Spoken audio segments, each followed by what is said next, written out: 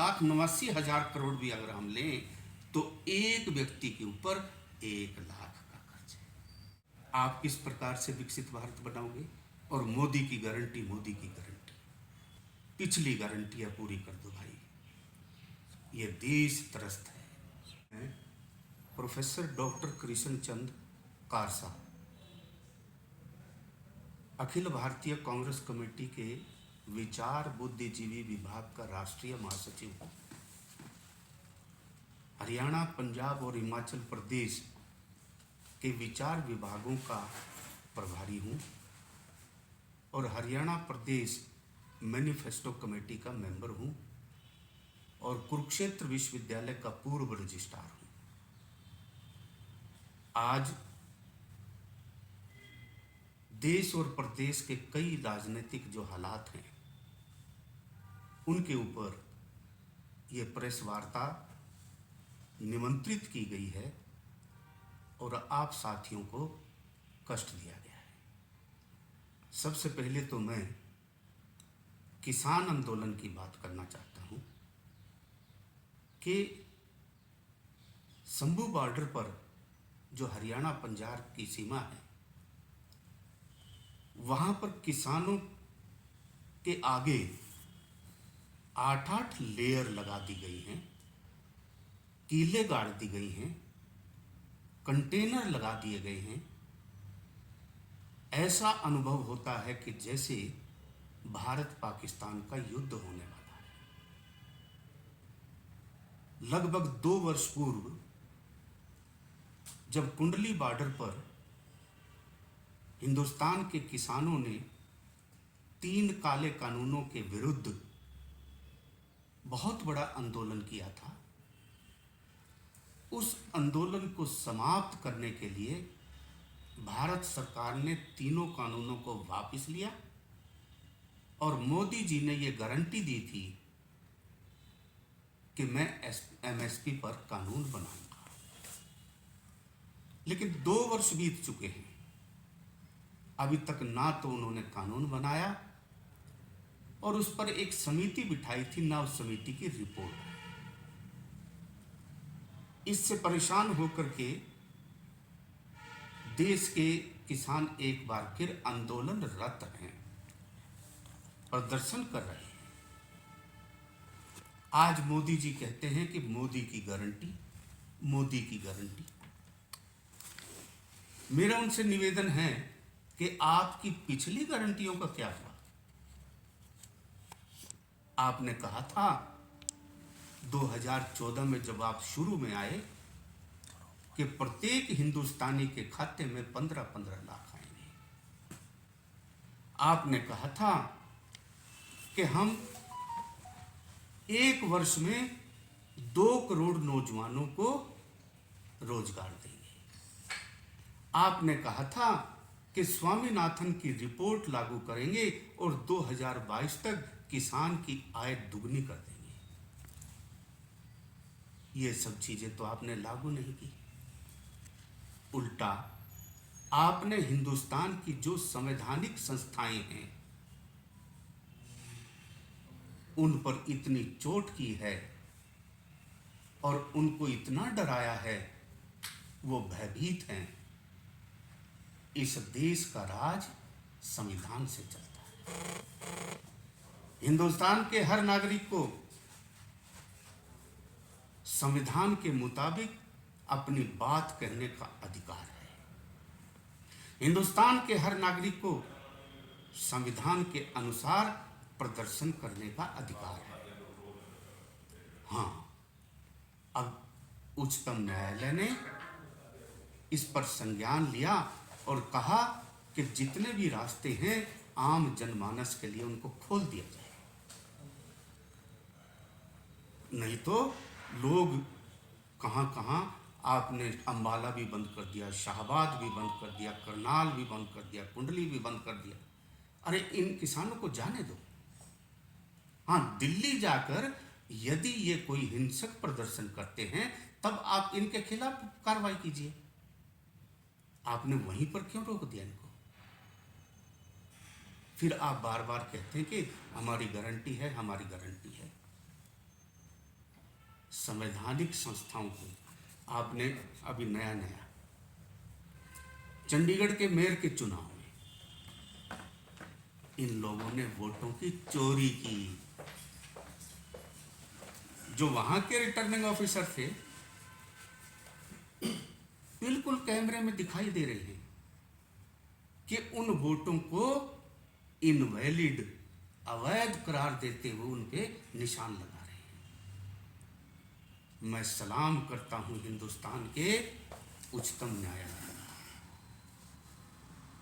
उनके जज का, मुख्य न्यायाधीश का, जिन्होंने संज्ञान लिया और कहा कि लोकतंत्र में हिंदुस्तान की ताकत विश्व में लोकतंत्र की है, और आप लोकतंत्र यहां पर समाप्त कर दोगे तो देश में क्या बचेगा। और उन्होंने वहां उन वोटों को दोबारा से वैध करार देते हुए भारतीय जनता पार्टी का, जिन्होंने जबरदस्ती मेयर बनाया था, आम आदमी पार्टी के मेयर की घोषणा की। इसी प्रकार आज नौजवानों को रोजगार देना तो दूर की बात, उनको बहकाया जा रहा है। उनको कहा जा रहा है कि यूक्रेन में जाकर के नौकरी करो।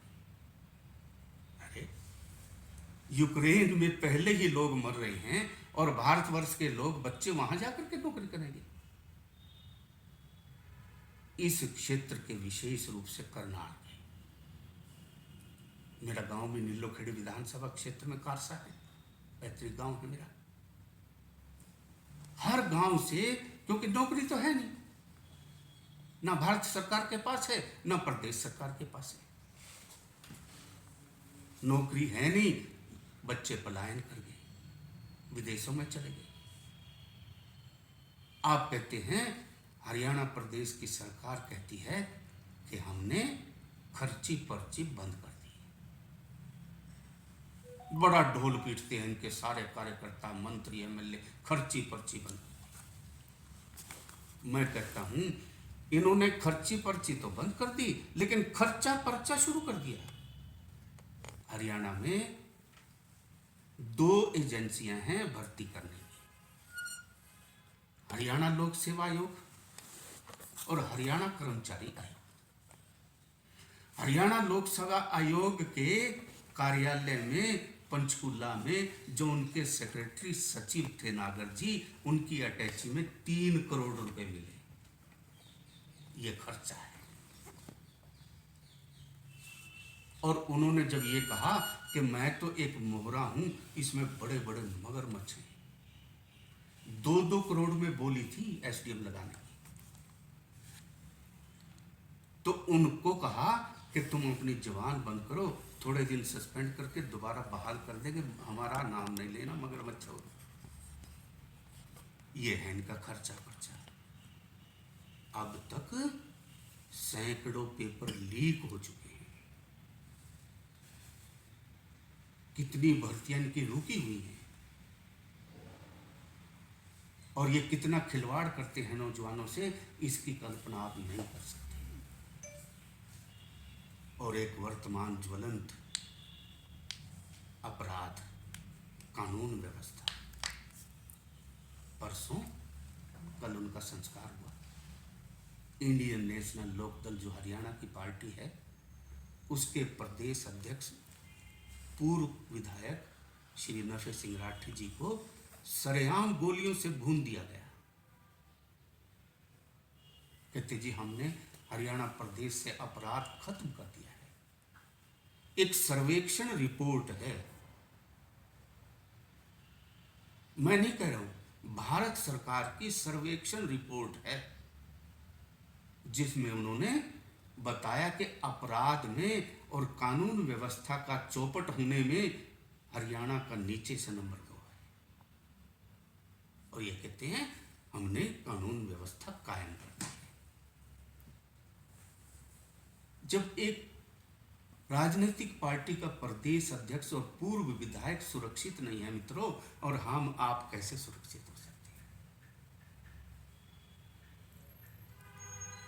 इस प्रकार की व्यवस्था, इस प्रकार का कार्य ये सरकारें कर रही हैं, और लोगों को बहकाते हैं, झूठ बोलते हैं। झूठ, लूट और जुमले इनका प्रसिद्ध नारा है। इसी पर ये काम करते हैं। इसके अतिरिक्त अभी बजट पेश किया गया, केंद्र सरकार का भी और हरियाणा सरकार का भी। मित्रों, केंद्र सरकार ने 377 लाख के कर्ज का बजट पेश किया। डॉक्टर मनमोहन सिंह जब प्रधानमंत्री थे 2014 में,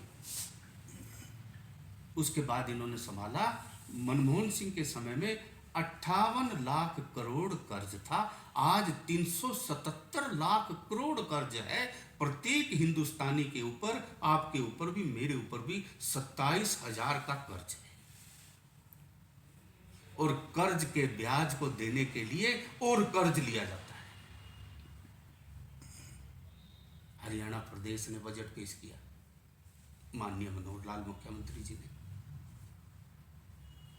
मैं तो बल्कि आंकड़ा 2-3 दिन पहले मैंने इनका आंकड़ा पढ़ा ना कि 2 लाख करोड़ का कर्ज है। लेकिन आज फिर मैं पढ़ रहा था, इन्होंने कहा 3,89,000 करोड़। एक विधायक ने, विपक्ष वाले ने कहा कि नहीं, ये 4 लाख से ऊपर फिगर। चलो 3,89,000 करोड़ भी अगर हम लें तो एक व्यक्ति के ऊपर 1 लाख का कर्ज है। विकसित भारत संकल्प यात्रा, वाह। केंद्र सरकार का 377 लाख करोड़ का कर्ज, हरियाणा सरकार का 1,89,000 का करोड़ का कर्ज, और फिर कहते विकसित भारत बनाएंगे। बहुत सुंदर। हम भी आपका साथ देंगे, विपक्ष वाले बनाइए। 140 करोड़ की जनता में से 80 करोड़ जनता को फ्री राशन दिया जाता है। विकसित भारत बनाने चले, लाइन में लगते हैं राशन लेने के लिए। हम विकसित भारत बनाएंगे। कहां से विकसित भारत बनाओगे आप? विकसित भारत का अर्थ होता है वहां का इंफ्रास्ट्रक्चर, वहां की प्रति व्यक्ति आय, वहां का प्रति व्यक्ति निवेश, वहां की 100% शिक्षित होना, लिटरेसी, वहां के हर व्यक्ति की आमदनी। यहां तो कर्ज है। ये विकसित भारत की परिभाषा है, उसका कंसेप्ट है, विकसित देश का कंसेप्ट है। आप किस प्रकार से विकसित भारत बनाओगे? और मोदी की गारंटी, मोदी की गारंटी, पिछली गारंटियां पूरी कर दो भाई। ये देश त्रस्त है, इस देश के लोग बहुत परेशान हैं। हम सब आस्था लोगों को धर्म के नाम पर, जाति के नाम पर मत लड़वाइए। लोगों को स्वास्थ्य दीजिए, लोगों को सुरक्षा दीजिए, लोगों को शिक्षा दीजिए। हरियाणा प्रदेश में जब चौधरी भूपेंद्र सिंह हुड्डा ने सरकार छोड़ी थी, प्रति व्यक्ति आय में 1 नंबर पे था, प्रति व्यक्ति निवेश में 1 नंबर पर था, शिक्षा में 1 नंबर पर था। इतने विश्वविद्यालय, इतने कॉलेज खुले, स्वास्थ्य के नंबर पर 1 नंबर पर था। आज बेरोजगारी में 1 नंबर पर है,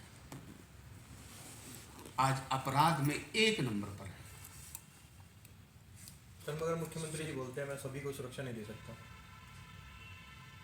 मुझे भी और आपको भी हंसी आती है इस बात पे। आपने शपथ ली थी मुख्यमंत्री की, उस शपथ में कहा था, संविधान की शपथ ली थी कि प्रदेश के प्रत्येक नागरिक को मैं सुरक्षा दूंगा, सबके प्रति बिना भय और बिना पक्षपात रवैया अख्तियार करूंगा। सर मैं ये जानना चाहूँगा, लगभग 137 साल हो गए, कांग्रेस का इतिहास कहाँ से शुरू हुआ और कहाँ समाप्त होने को है इस समय? नहीं, आप लोगों को पता है सारा इतिहास। 18 वर्षों के होने के बावजूद भी आज देश के अंदर कांग्रेस पार्टी विपक्ष के रूप में भी सबसे ज़्यादा कमजोर दिखाई दे रही नहीं, कौन है। कहता है? अपनी आवाज़ को जो है वो बुलंद नहीं कर पा रही है। जो 10 साल या 15 साल पार्टी हुई है वो पूरे विश्व के अंदर अपने आप को ख्याति प्राप्त बता रही है। तो कहीं आपको अपने लगता नहीं है कि आपके इतिहास में कहीं ना कहीं कमजोरी हुई है? नहीं, ऐसी बात नहीं है।